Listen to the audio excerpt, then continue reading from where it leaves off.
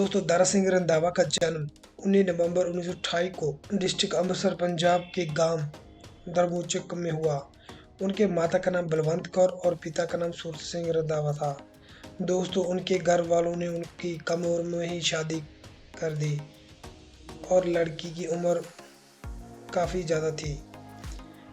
माँ सोचती थी कि जब जल्दी जवान हो तो उसे वो 100 बादाम की गिरियाँ मक्खन कूटकर उसे खिला देती और ऊपर से भैंस का दूध पिलाना शुरू कर दिया।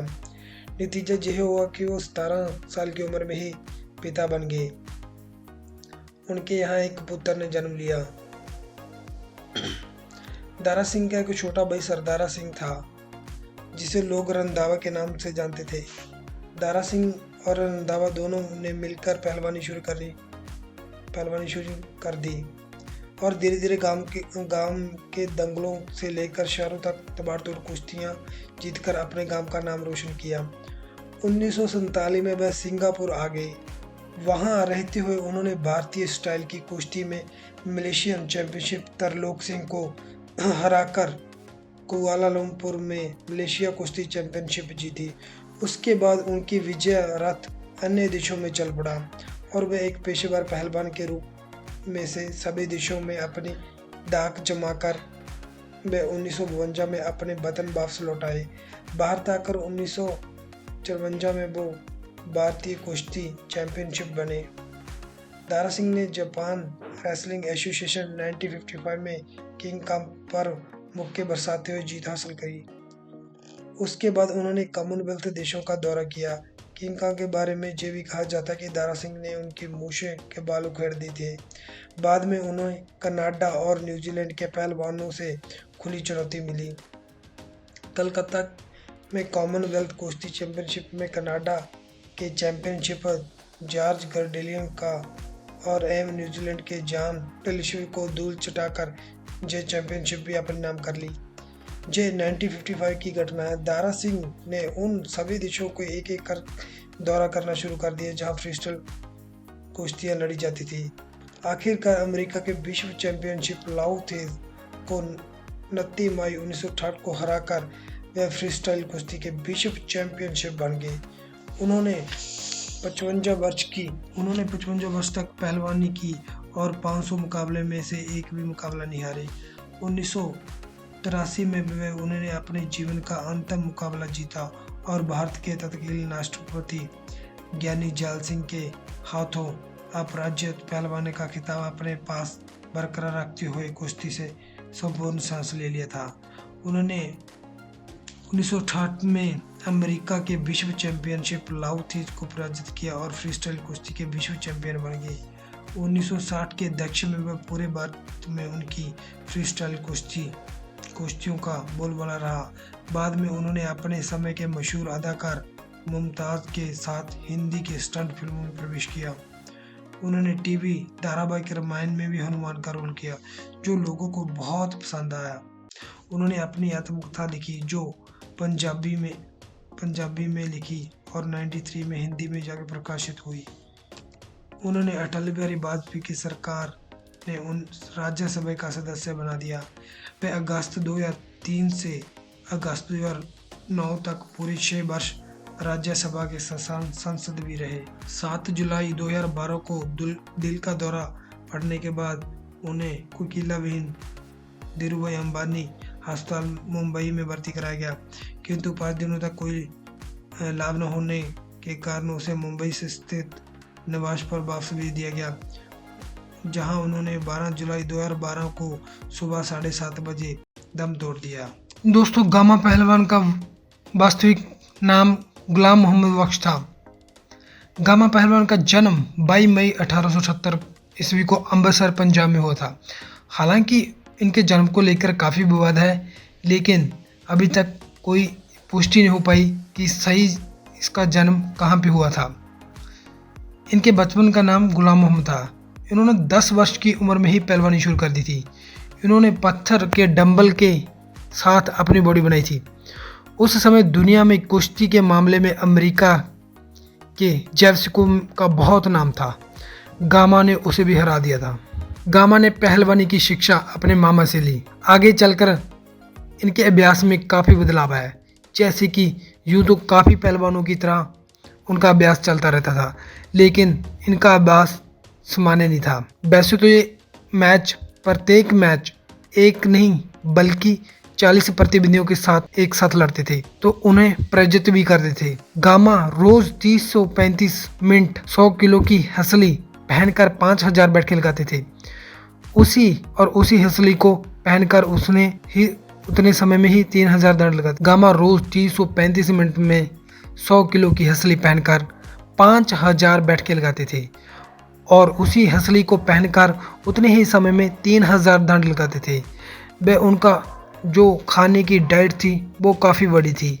वो काफ़ी बादाम खाते थे, 10 लीटर दूध पीते थे और फल बहुत सारा खाते थे, आधा लीटर घी पीते थे और 2 देसी मटर खाते थे और देसी चिकन काफ़ी सारा खाते थे। दोस्तों, ये उनकी काफ़ी खुराक थी। पूरी दुनिया में गामा को कोई नहीं हरा सकता था।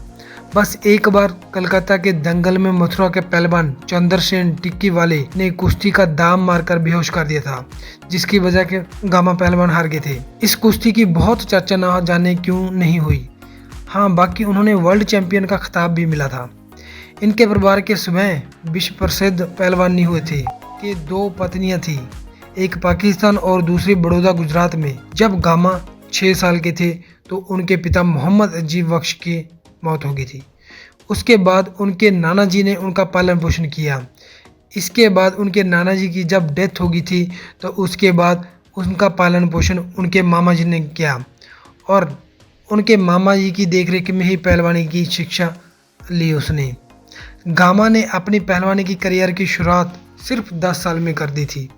सन 1888 जब जोधपुर में एक भारतवर्ष के बड़े बड़े नामी ग्रामीण पहलवान को बुलाया जा रहा था, तब उनमें से एक नाम गामा पहलवान का भी था। ये प्रतियोगिता बहुत खाने वाली थी। लगभग 450 पहलवानों के बीच 10 वर्ष के गामा पहलवान का प्रथम 15 में आए थे। इस पर जोधपुर के महाराजा ने उनकी प्रतियोगिता की विजय उन्हें ही घोषित किया था। बाद में द्वितीय के महाराजा ने उनका पालन पोषण करना आरंभ कर दिया था। गामा की करियर की शुरुआत 1895 में हुई थी, जब गुजरावाले के नामचीन पहलवान रहीम बख्श सुल्तानी वाला से उनका सामना हुआ। यह पहलवान मूल रूप में कश्मीर के रहने वाला था। इस दाव की सबसे बड़ी विशेषता ये थी कि एक तरफ रहीम बख्श सुल्तानी वाला, जो कि एक अधेड़ उम्र का पहलवान था और जिसकी लंबाई तकरीबन 7 फुट थी, और दूसरी ओर गामा पहलवान जिसकी उम्र 17 वर्ष थी और ऊंचाई 5 फुट 7 इंच थी। एक और बहुत ही अनुभवी पहलवान रहीम बख्श सुल्तानी वाला, जो कि लगभग अपने करियर के अंतिम चरण में था, और दूसरी ओर बहुत ही नवयुग जोशीला गामा पहलवान जिसने अभी अभी पहलवानी की शुरुआत की थी। इस अखाड़े को बहुत चर्चा में लाया गया। गामा पहलवान पहले तो धीरे लड़ते रहे, परंतु दूसरी बार वो पूरे जोर के साथ लड़े। दोनों पहलवानों के बीच घमासान कुश्ती हुई। इस बीच गामा पहलवान की नाक, मुंह और सिर से खून बहने लगा। फिर भी उन्होंने हार नहीं मानी, वे लगातार लड़ते रहे। आखिर में वो मैच बराबरी पर रोक दिया गया, परंतु इस कुश्ती से गामा पहलवान का नाम पूरे देश में फैल गया। सन 1910 तक गामा पहलवान ने एक रहीम बख्श सुल्तानी वाला को छोड़कर भारतवर्ष के लगभग सभी पहलवानों को हराकर अपने नाम सन 1910 तक गामा पहलवान ने एक रहीम बख्श सुल्तानी वाला को छोड़कर भारतवर्ष के लगभग सभी पहलवानों को पराजित कर दिया था। उन्होंने रुस्तमे हिंद खिताब भी हासिल किया।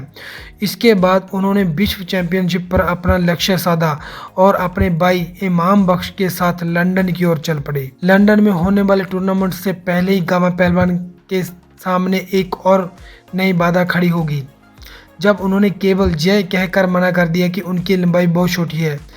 इस पर उन्होंने ये घोषणा कर दी कि केवल आधे घंटे के अंदर ही किन्हीं 3 पहलवानों को जो हराकर खाड़ी से बाहर कर सकता है कोई ऐसा, चाहे किसी भी वर्ग का हो। शुरुआत में तो सबको ही लगा कि ये एक अफवाह है और काफ़ी समय तक कोई नहीं आया, परंतु बाद में गामा पहलवान ने एक और शर्त रखी, जिसमें उन्होंने फ्रेम क्रांत और स्टेनलेस जेवस्को को चुनौती दी कि वह जे तो उन्हें इस दुआ में हरा देंगे अथवा स्वयं हारकर उल्टा उन्होंने इनाम की राशि देकर वापस घर चले जाएंगे। इस पर सबसे पहले विजयमिन लोरोलर नामक अमेरिकी पहलवान ने उनकी चुनौती स्वीकार की, परंतु गामा ने पहली पाली में ही 1 मिनट 40 सेकंड में ही धरती पर चिपका दिया और दूसरी पाली में 9 मिनट 10 सेकंड में ही उसे धराशायी कर दिया। अगले दिन गामा पहलवान ने 12 पहलवानों को मात दी और टूर्नामेंट में धूम मचा दी। इन्हें विश्व चैंपियन स्टेनिस जेवस्को के साथ भी जाना जाता है। जेवस्को के साथ इनका मैच 10 सितंबर 1910 को निर्धारित हुआ था। जेवस्को को तब विश्व प्रसिद्ध पहलवानों में से एक माना जाता था। उन गामा पहलवान की यह चुनौती स्वीकार कर जिन्होंने फ्रेम ग्रांट जैसे महान पहलवान भी हरा ना सका। जिस दिन गामा पहलवान और जेवस्को का मैच हुआ वह दिन टूर्नामेंट का फाइनल दिन था। इस मैच की इनाम राशि थी 250 यूरो और जॉन बुलवेल्ट केवल 1 मिनट के अंदर ही गामा पहलवान ने जेवस्को को हरा दिया। वह भी पूरे 2 घंटे और 35 मिनट के लिए कुछ समय के लिए जेवस्को उठता था, परंतु बाद में देर हो जाता था। उसने अपना पूरा जोश दाब लगाया जिससे कि वह गामा पहलवान इस शक्ति को रोकना, परंतु अंत तक 3 घंटे तक चलने वाला मैच बराबरी पर रोक दिया गया। और जब जेवस्को के फैन बेहद निराश हुए, फिर भी जेवस्को का नाम उन पहलवानों में से लिया जाता है जो गामा पहलवान के द्वारा नहीं हराया जा सके। उन दोनों का एक और बार मैच होने वाला था जिसकी तिथि 17 सितंबर 1910 निर्धारित की गई थी, परंतु जेवस्को को किसी कारण मैच में नहीं आ पाए। इस कारण से गामा पहलवान को ही उस मैच का विजेता घोषित कर दिया गया और उन्हें इनाम राशि के साथ साथ जॉन बुलवेल्ट के साथ भी सम्मानित किया गया। इस सम्मान के साथ ही उन्होंने रुस्तम जमाना का खिताब से भी नवाजा गया, परंतु इस सम्मान की खासियत ये थी कि मैच में उन्हें बिना लड़े ही विजय मिली। गामा पहलवान की मृत्यु 23 मई 1960 को लाहौर पाकिस्तान में हुई। वह काफ़ी समय से बीमार थे। उनकी बीमारी का सारा खर्च पाकिस्तान सरकार ने उठाया और उन्हें कुछ ज़मीनें भी दी। दोस्तों, ये इन्फॉर्मेशन आपको कैसी लगी कमेंट बॉक्स में ज़रूर बताएं और हमारे चैनल को लाइक, सब्सक्राइब, कमेंट और शेयर ज़रूर करें। धन्यवाद।